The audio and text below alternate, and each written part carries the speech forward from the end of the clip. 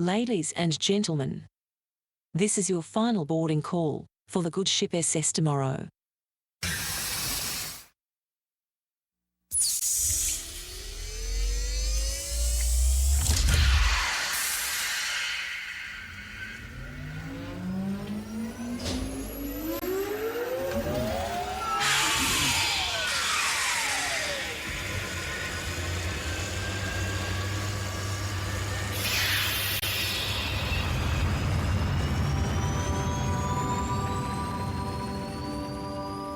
Today on the Friendly Futures, can renewable energy mean a jobs bonanza in regional Australia?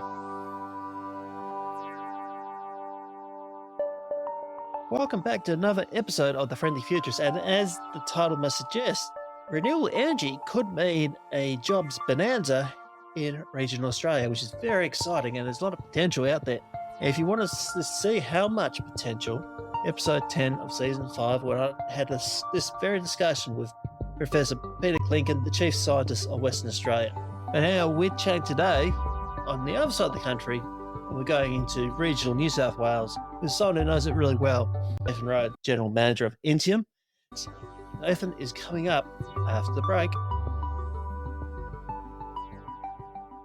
And welcome back to another episode and continuing our theme with the renewable energy transition here in Australia. We've got a very special guest joining us over the line from Sydney in New South Wales is Nathan Rhodes. He's the General Manager of Intium. Nathan, welcome. Thanks for having me, Dave. It's great to be here. The pleasure's all mine. And as with all my guests, can you give us a quick rundown on about your journey so far and start wherever you want to start? Yeah, thanks, Dave. Absolutely. And thank you again for having me today. I've had over 20 years now in the heavy infrastructure space.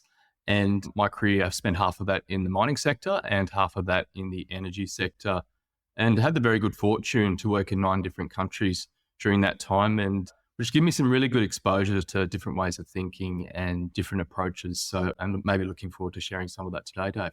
But my background is quite diverse, really, and I think that's quite well suited to the infrastructure space I've worked in is engineering, legal and political science. There's a lot of complexity in that space. So I think with that background, it's been quite helpful. Also, I grew up in regional New South Wales over here on the East Coast, and very passionate about economic development and driving jobs in the region. So, which is obviously such an important topic for the energy transition.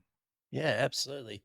And probably the biggest topic at the moment is why does Australia needs a long-term energy solution? I guess, Canberra's got a very short-term thinking. It's a 3-year cycle, but what do we need to think long-term?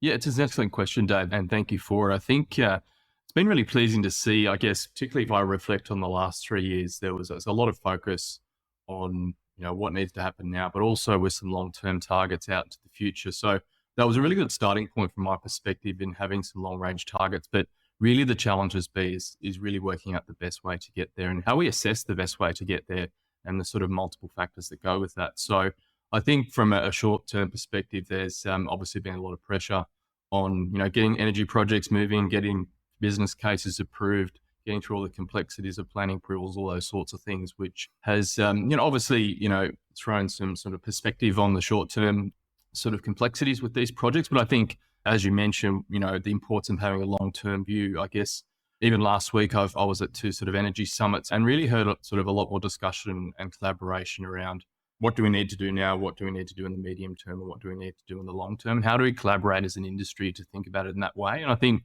what was really pleasing is to see a lot of new ways of thinking. So the problems I think we're trying to solve, Dave, are quite new now in the energy sector. That problem hasn't been solved before, and it's great to see lots of sort of different views and new views on how we can solve that collectively as an industry. But it does lend itself, Dave, to short, medium and long-term thinking and make sure that's well integrated to be as efficient as possible. Yeah, and how is Intium assisting with this renewable energy transition? What you guys are doing at the moment? Yeah, thank you, Dave. And I'll just give you a quick background on Intium, if that's helpful as well. So Intium was incorporated in January 23. I think our parent company saw that there was quite a strong need to have a company like Intium in participating in the energy transition and supporting it. And, I think with that, it is a local Australian business as well. So a lot of our resources are live and breathe in regional New South Wales, exactly where obviously the energy transition is largely happening. And I think, when we were setting up the company, it was evident this time that the market was quite underserved.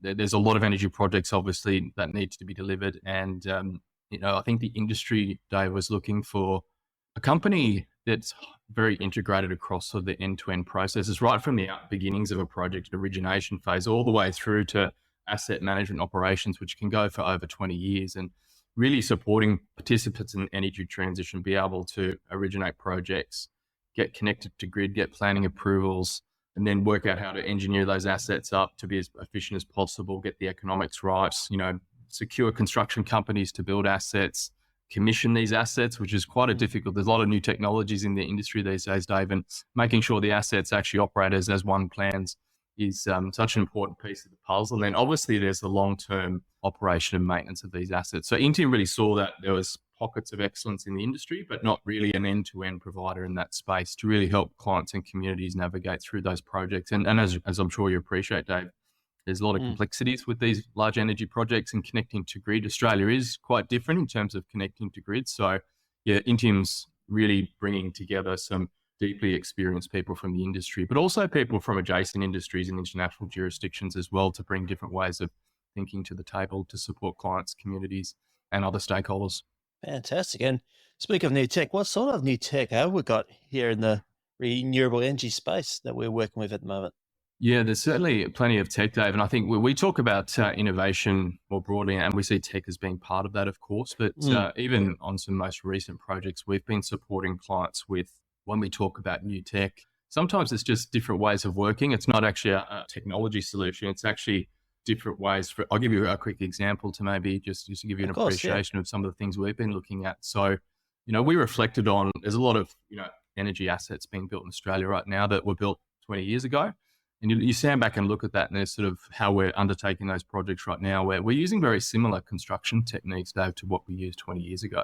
And you look further afield internationally, and there's lots of other, I think, really innovative practices and tech that comes with that, Dave, to just allow us to take a step back and go, how do we better roll out energy infrastructure and be more innovative and utilize tech and those sorts of things. So we've utilized some digital engineering techniques to allow us to really standardize our designs, perform more construction off-site, these sorts of things, which, in our first project allowed us to reduce the program, so the timeframes by 20%, and really help the economics of that project. And that's why I think we were successful in winning that project.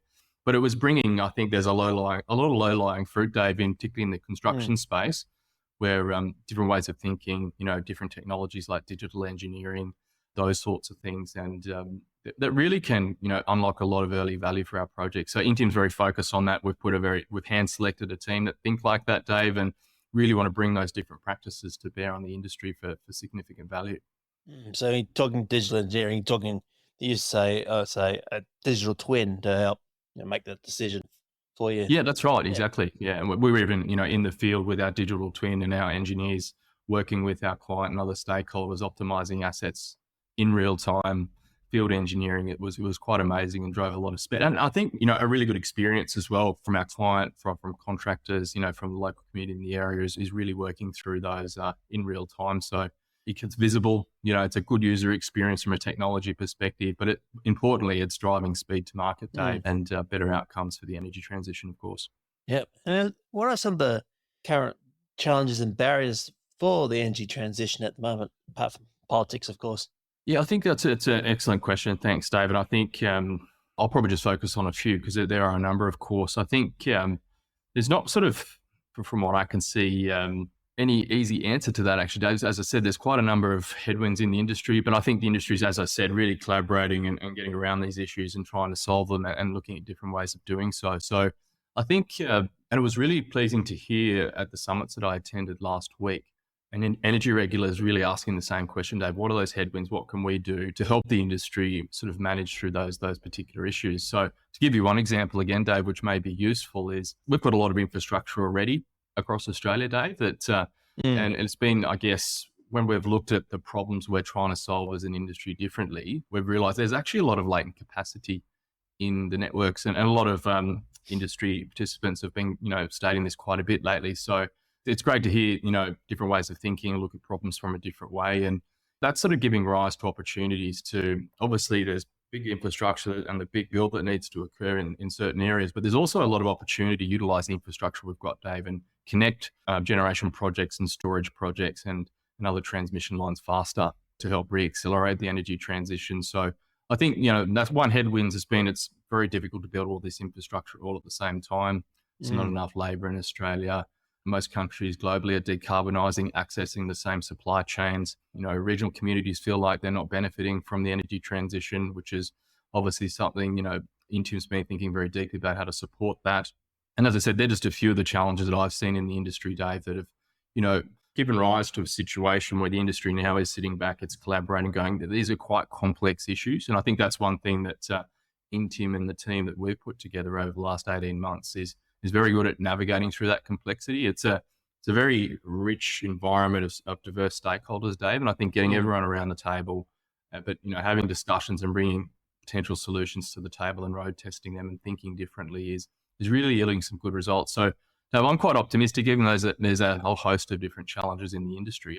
I'm feeling right now that there's a pivot to thinking differently, trying to ring fence these issues and really work towards those solutions which can drive progress. And what's some of the renewable energy myths you'd like to bust right now? That's again a great question, Dave, and thank you for it. So I think some of the myths is that every project needs to be or is unique and bespoke. I've seen many very large energy developments, even small ones. They're all sort of designed from first principles every single time, and that's A, costly, B, potentially takes longer than it should, C, it's drawing on already a limited resource pool in many different disciplines, Dave. So I've seen, again, drawing on experience I've had in other sectors, both in Australia and internationally, and people that have joined the Intium team that have come from adjacent sectors such as transportation, these sorts of things that I feel, and you did see this obviously through the mining boom, Dave, in Australia in particular, is that not every project is unique. There's obviously lots of similarities between lots of projects. So again, lending back to the mining boom, you saw a lot of standardization and automation of infrastructure, which again, really helped deal with supply chain constraints. It really helped drive speed to market because it allowed, companies and clients that we work with to think at a more portfolio level, Dave, and de-risk their project pipelines.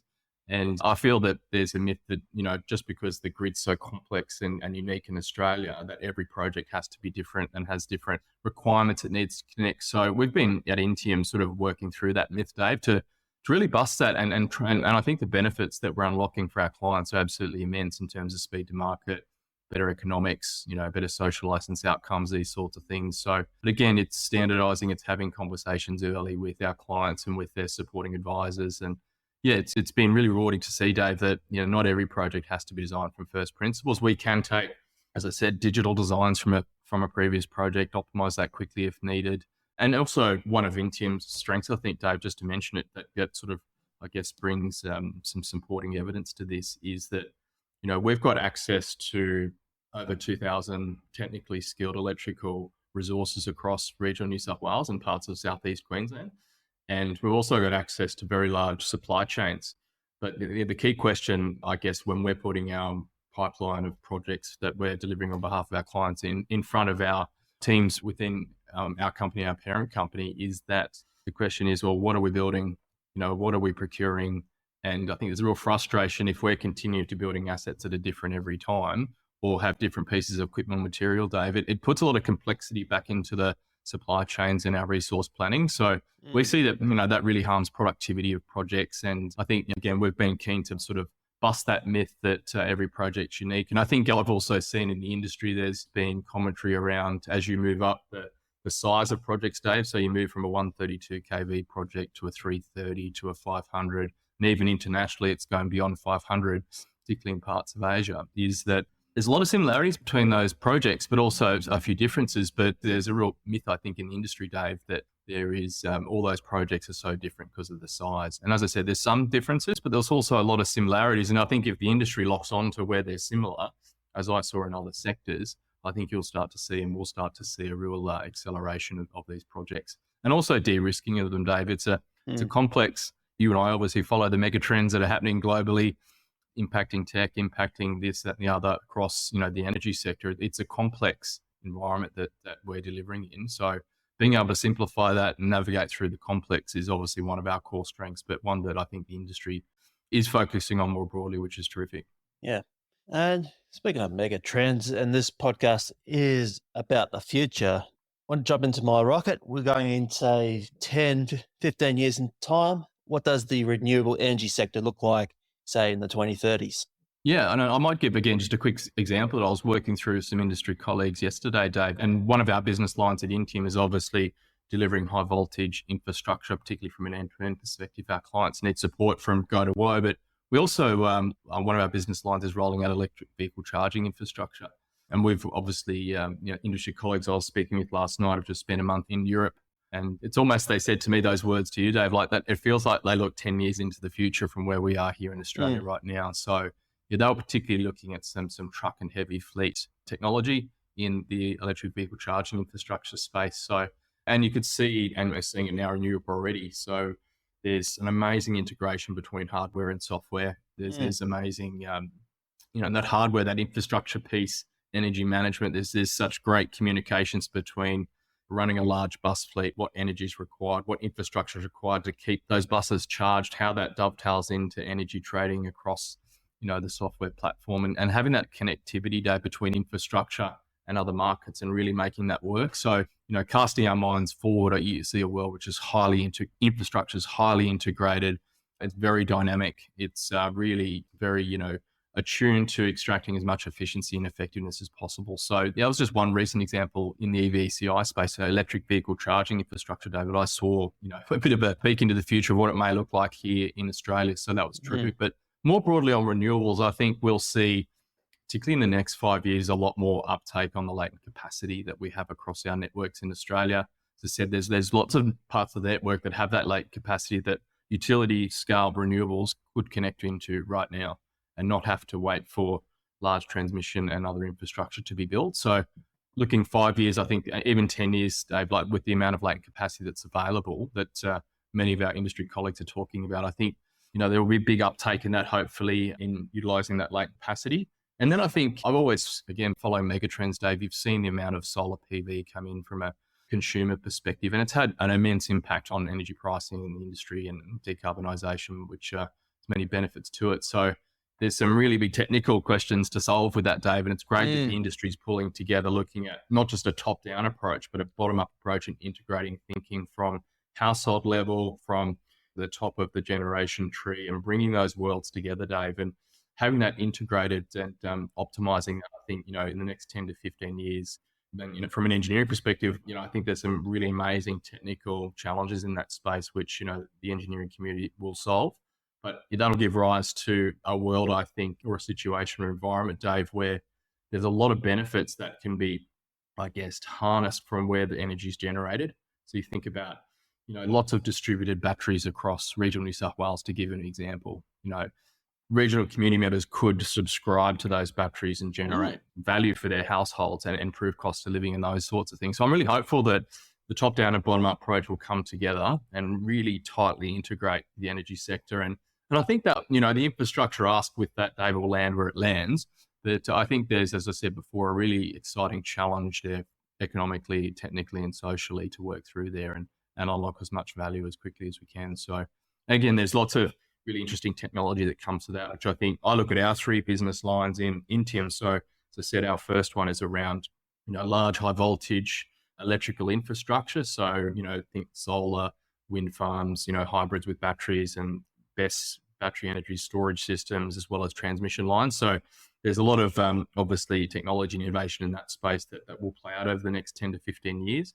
EV/CI, we're already seeing technology that could be applicable to the high voltage infrastructure. And then lastly, our third business line is, you see many organisations, I know we do, have amazing sustainability policies and objectives, and often they commit those publicly into shareholders and those sorts of things, is, that they're really looking for help from the industry of how to implement those sustainability policies, not just for sustainability reasons, but also to improve economics. And so we're working close with the mining sector, with the agricultural sector, with the health sector, helping, a number of industrial participants really improve their sustainability performance. But some of them are doing it purely because of economics, and, some of them still run businesses on large bottled gas and those sorts of things, Dave. So Yeah, again, but I see technologies in those three business lines. We're already seeing it. They're starting to blur across those lines. So I think the industry is going to be a lot more integrated in the future, Dave. And it's obviously really exciting to think about.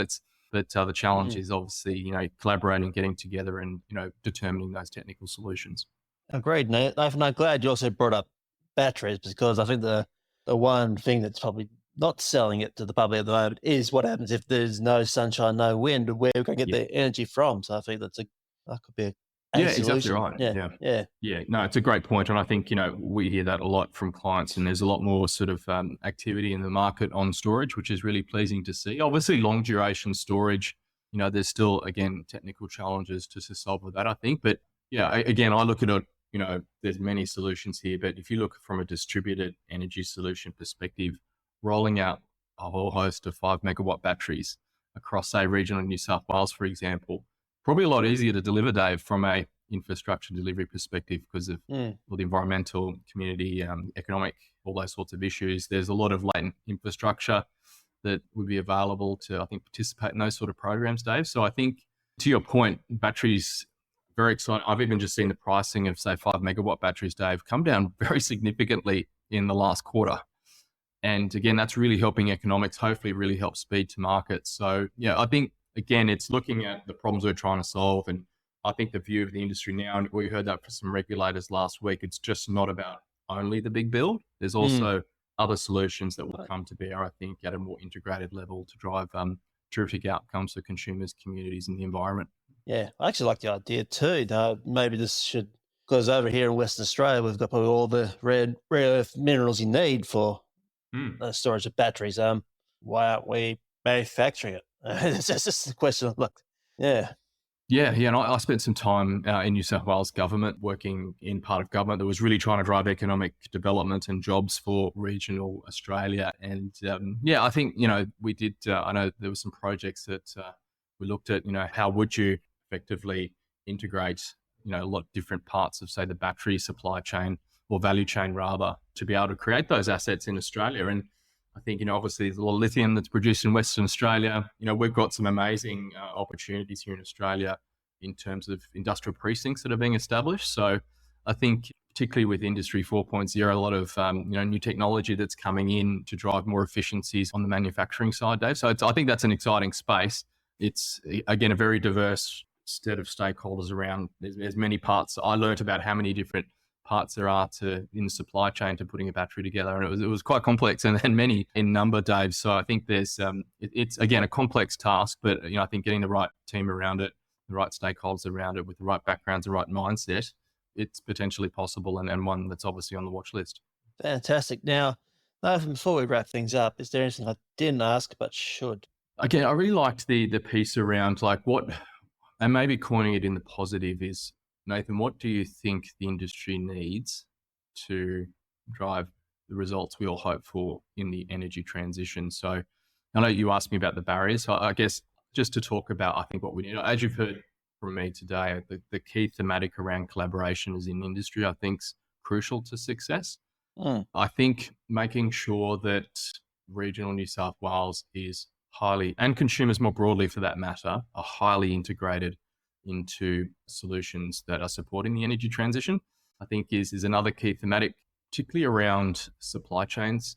On many projects we deliver, Dave, the critical path, the entire project typically runs through the high voltage infrastructure because of such long lead times for the transformers and other bits of equipment. And it's an intractable problem. It was similar in obviously other, for example, the mining industry through the boom. I think how we solve those supply chain issues, because a lot of projects try to attempt that on their own, Dave. And luckily, Intium, we've got, as I said, access to very deep and vast supply chains, so we can help mitigate those risks for clients and reduce lead times and reduce costs. But you still look back as the whole world's decarbonising, as I said, Dave, like how Australia, in terms of its market presence in a global market, is there more that can be done to collaborate on supply chains across states or at a federal level in Australia? I think that's one thing to think about in terms of helping us, secure, say there's some new tech, Dave, and electric vehicle charging infrastructure, we know it's critical to success. How do we secure that as a country? How do we bring that to bear? How do we get that confidence we can actually deliver if we know that's the solution we want? So I've always, with the Intium team, been very focused on strategic procurement and making sure we're thinking, and procurement's not just about getting the best price, Dave. It's often challenging the technical specifications, the technology. Is there better ways we can do it? And again, it was amazing to see in the mining space, the industry really got into that and unlocked some amazing solutions. So I think, again, doing more together as an industry in Australia in the supply chain space would be really beneficial to the energy transition. And then I think lastly, Dave, just to close off on that, because there's many things I could speak of in terms of things that we should focus on, is really around, I think, that whole end-to-end piece of, delivering energy transition projects and services. It's I think about right from maybe you and I were a developer, Dave, and we've got an idea, we'd like to put an energy project in. Where do we put it? Where should we put it? The three big issues we typically hear about from clients on big energy projects, it's planning approvals are taking a long time, over 2 years. We're also seeing that land acquisition is difficult. Regional New South Wales obviously feels like it's bearing the brunt of the energy transition without much sort of benefits coming to them. So I think that's one thing that we hear quite a bit. And thirdly, connecting to the grid in Australia is very different from other countries, Dave, and really complex and frustrating. And as I said, there's many reasons for that, Dave. But I think reflecting on that, helping set up projects for success early, because we see many cost overruns in the industry, many projects running late. And I think I've learned from developing mega projects and other portfolios of complex projects is spending the time to set projects up for success early saves a lot of time in delivery. So I think that's the industry really pulling together to unravel that complexity early, aligning with stakeholders early, bringing standardized designs and other standardized approaches quickly so it doesn't have to be relitigated and reperformed on projects. There's, I think, a lot of benefits in pulling that together at the front end, but then having the ability to steward the industry through the end-to-end process and have a very integrated approach across the supply chain. Because as I said, the engineering at the moment, it's a very scarce resource in Australia. So, getting great engineering designs, particularly when connecting to the grid, there's a lot of complexity with that. And then obviously construction's difficult as well at the moment, Dave. Not enough construction companies in the country. We're already seeing that. And then obviously, commissioning, as I said, it's a highly complex task in Australia for many large energy projects. And then particularly for the next 20 years and operating those assets, where's the labour and the talent going to be to maintain these assets well into the future efficiently to make sure they perform to their business case. So they're having that end-to-end approach and an enduring presence across projects is something Intium's obviously very focused on, Dave. But it's one thing I think, the industry pulling together to not just look at one piece of the value chain, but taking a more integrated approach is going to be critical to success. Fantastic. And Nathan, enjoying our chat this morning. Before we go, where else can we find you? Yeah, thanks, Dave. On LinkedIn, I think would be the most efficient place to be able to ping me if you wanted to learn more about Intium or discuss what you and I have been through today. And again, thank you for the opportunity, Dave. Really enjoyed the discussion. Pleasure's all mine. Nathan, thank you very much for joining us. Thanks, Dave. You're welcome. And thank you to Nathan and the team of Sling and Stone for being again another stellar guest.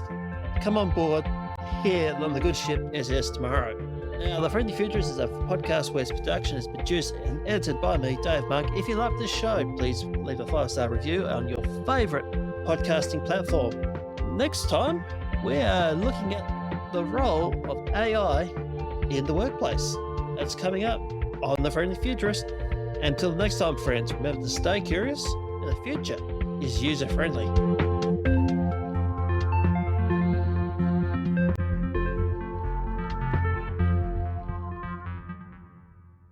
Another Podcasts West production. This podcast is just for educational purposes and it's not financial advice. I'm not a financial planner or advisor. Please do your homework and seek professional help before you take on any adventures.